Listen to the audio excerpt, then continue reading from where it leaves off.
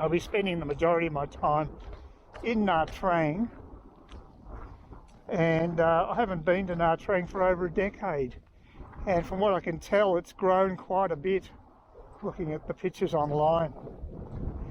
So I've got myself a I'm in one of the many towers that they've got there near the beach, and I got myself a reasonably good deal, I think, with a free room upgrade which will give me a sea view. It's a pretty ugly building, but it's had good reviews, and I'm going to be paying, I'm paying about $700 for you know, about 4 weeks or so, so it's not bad.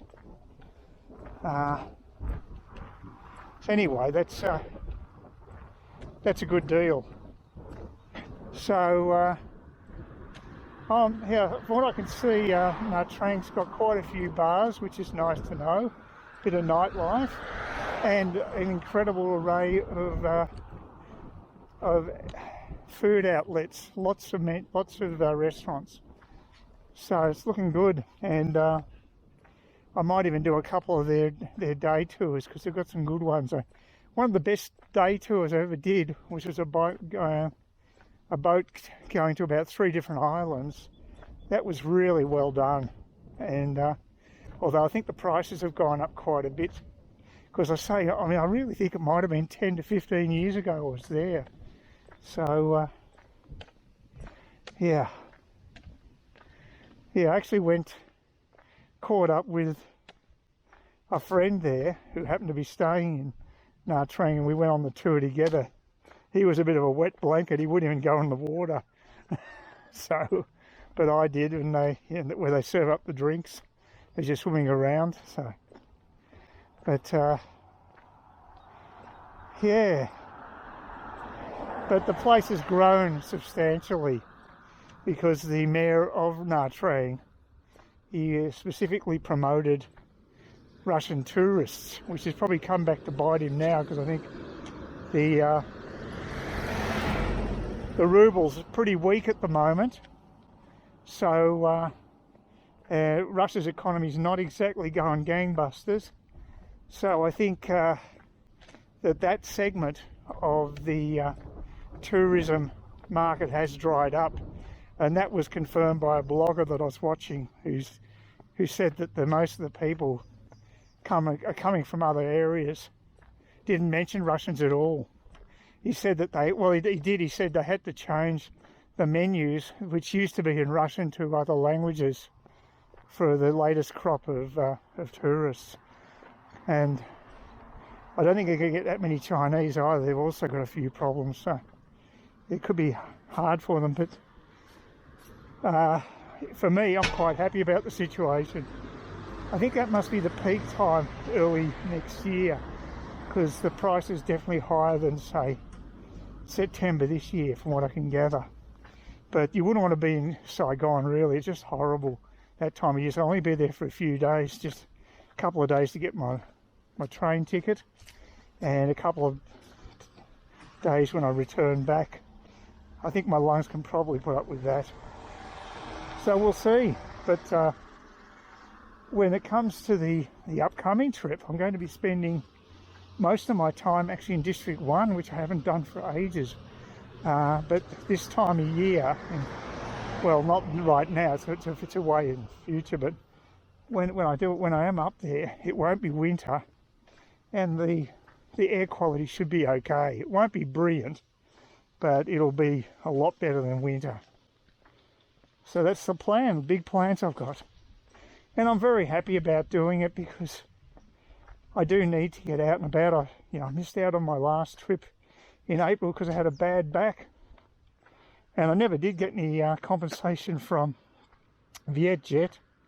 They were playing real hard ass, and I think it's a bit rough, because they want a document that has a government stamp on it, their government stamp, which is impossible for a foreigner to get.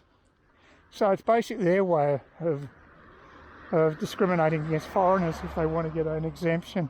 It's been a week and I haven't heard back from them, so I'm basically That's $450 that I just blew on an airline ticket from Bali to Saigon and back. You live and learn, but it could have been a lot worse. Oh, it's a lovely day today, beautiful here, really nice. I mean, I love living in Cairns, but it just going to Nha Trang and getting, you know, so quite a few weeks sliced off summer, I think that's worth it, definitely worth it. And the prices, because I'm booking ahead, were quite reasonable. I think it was around $700 for both tickets. I'm going, on that trip I'm going, the second trip I'm going again to Brisbane, so I'll catch up with Steve again on the outgoing leg, and coming back via Sydney, because they've got cheaper fares. So yeah, I think it's just going to be, it's going to be less than 700. It's cheaper than the first one anyway. And that's a deluxe fare again, so I've got all the baggage allowance, I've got seat allocation, I think you get a combo meal thrown in.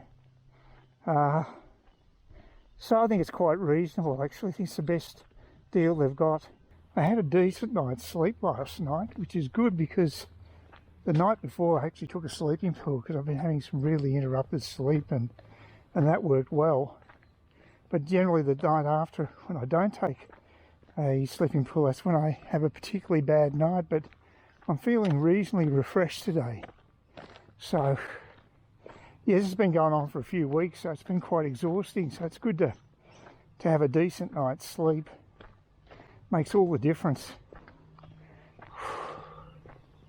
And I think walking, like having about an hour long walk today, there and back, that'll help me sleep tonight too. It's a good thing to do on many levels. Yeah, it's very nice at Nova Street up near Miami Road coming up soon. And then once across that, almost to the sports club. Very close. Gee, it's very quiet. Absolute shocker by Richmond. Really bad. Hawthorn are not a highly rated team, but they were about 3 goals ahead of us at half time and looked like they're going to sweep ahead. And there was a fellow Richmond supporter behind me, and he was pretty damn pessimistic about prospects for the club. So yeah, that was a rather ordinary experience. I had 2 schooners. Oh, the weirdest thing is I ordered a schooner at the bar when I got there, and this guy took my order and then just ran away. I don't know where he went. That's never happened before. He just scarpered. And so I had to ask one of the other bartenders to get me a beer. I still have no idea what happened to that guy. That's never happened to me before, so that was a first. And then when I was watching the football, there were 2 interruptions, at least 2, maybe 3 interruptions via the satellite. It was just cut out, the actual picture cut out for a few seconds, or maybe 10, 20 seconds, whatever. One of the times, of course, is when Richmond got a goal, which was a rarity. So it looked like it's probably a Hawthorn technician running the satellites. But good to get out of the house, have a walk, and that's about it, I guess. The beers weren't that cheap compared to, I'm using my discount card, and it still cost me about $7 for a schooner of Great Northern Original. That same drink will cost me $5.50 at the beach house Monday to Friday between 4 and 6 on happy hour. So it's a very good happy hour that they've got at the beach house. But because Steve was incommunicado this week because he's got his rellos over for his 60th birthday, I didn't go yesterday. I could have fronted up by myself. I might have seen some people I know there, but I couldn't be bothered, but because I knew I was going to be doing this today, so I got a bit of exercise anyway, just doing this, so that's fine. No big deal. Now just get over to where the actual bridge is, the walk bridge. And as you can see, none of these facilities are being used. It's just a Saturday afternoon and it's just empty. So they've got fabulous sporting facilities here, but not really being utilised on the weekend, which is a bit strange. Got baseball over there. There's Earl's Hill. Now I'm just heading back towards suburbia via this little bridge going over this ditch, creek, whatever, drainage. So, just do a right hand turn at the end here and then we're into Nova Street. And pretty soon I'll be back in Kawara. Well, I may be back in Kawara now actually. This could be the delineating boundary just there. So, the guy's still got his motor mower going. Last time when I walked up he was going. Getting lots of use out of it. Tiges Street. That's pretty typical. Someone's got their boat in the front driveway. That's Queensland for you. Caravan over there. Sort of outdoor lifestyle. And get through here, we get to the mighty Miami Road. And then we'll be in Nova Street.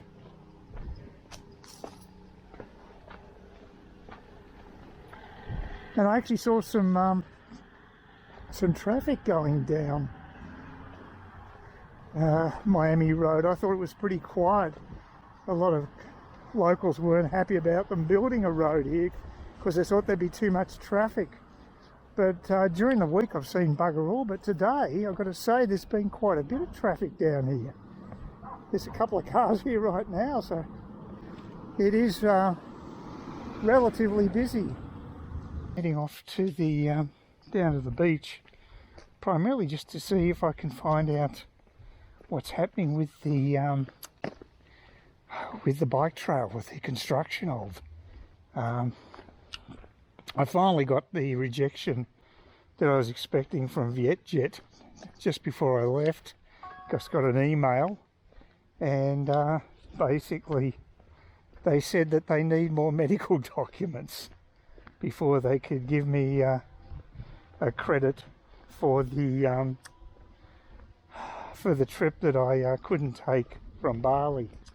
So it's just their way of basically saying, you know, you're going to have to reach you're going to have to surmount an almost impossible summit to actually get the qualification of this thing. I think it's probably indicative why the person who owns Vietjet, the lady, is the richest lady in Vietnam.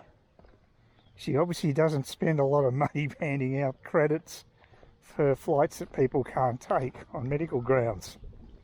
So it's a bit disappointing, but to be expected. I also got one of my subscribers said that they'd actually booked a flight with Bamboo Airlines later this year, and I hadn't had them in the mix actually, but they fly out of Sydney and Melbourne, and looking at their schedules, it wouldn't have worked out for me. The prices look really cheap, but then again I looked at some reviews of Bamboo Airlines, and apparently the full price of the tickets, including all the charges, comes up right at the end of the transaction after you've paid, or when you're going to pay. That's when they happen. So apparently there's a lot of add-on charges that aren't revealed until the last moment. So if that's true, that's not good. So they're not that much, well, they're cheaper at all. They're certainly not as convenient because they don't fly from Brisbane, and that's a big bonus for me. So I think Vietjet was definitely the best choice. Apparently Bamboo Airlines do use the Dreamliners, and that's not a bad plane actually, because I've flown to Vietnam on a Dreamliner to with Jetstar, and yeah, it's quite a reasonable sort of cabin. You actually even get the screen at the back of the seat which may not be the case with Bamboo, but you do with Jetstar. You can check the progress of your trip, which I sort of like doing. It's a nerdy thing I enjoy doing, but that won't be available on the Vietjet flight. I'm pretty sure of that. And I don't think it's a Dreamliner anyway. I think it's probably an Airbus or something. I can't remember, but Vietjet have a very good safety record, and that's important. So I'm fairly happy going with them. They've got a better safety record than Jetstar. They've got a higher safety rating. So if that's a concern of yours, then you probably should consider them. And considering I'm really not paying any more, I've got a ticket that is fully refundable.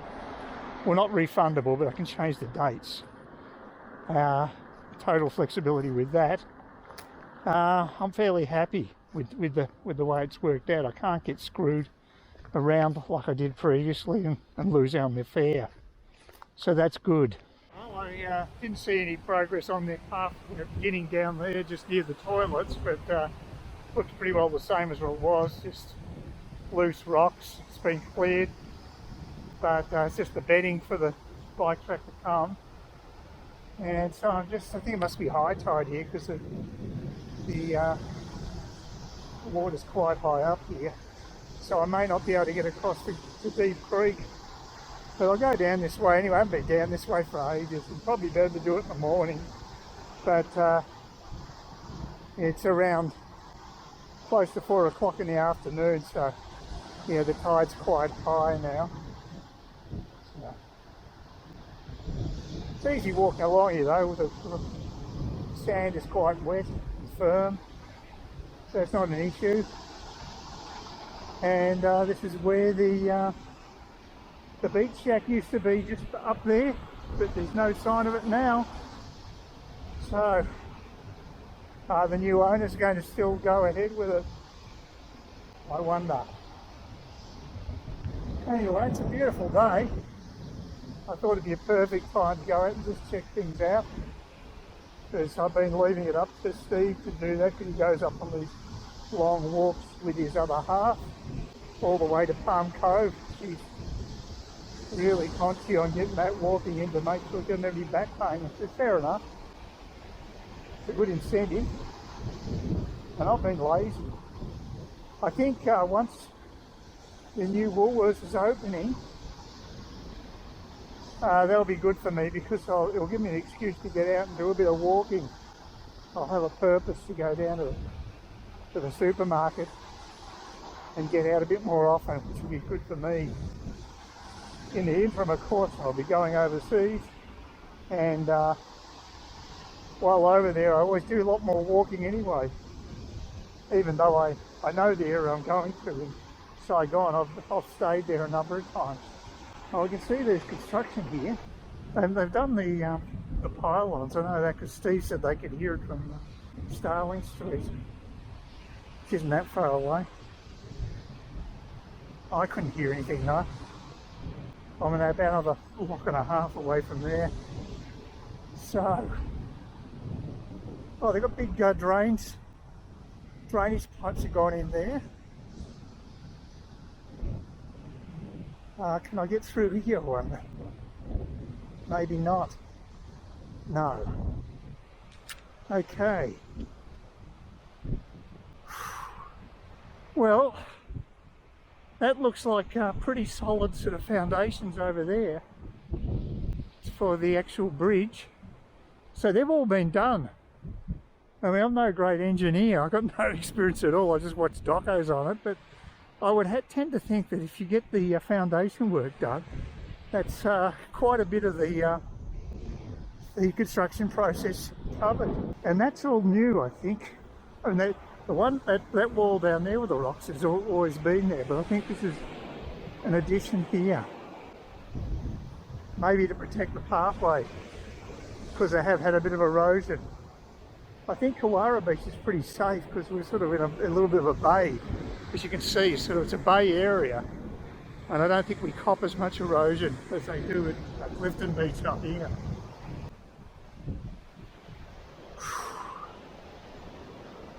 I see that one of the big properties along Kawara Street has just been recently sold by an agent, so a couple of those have gone up for sale, and I think in the main they're run like Airbnbs and whatever, because they're very large places, and I think they basically have accommodations, services provided.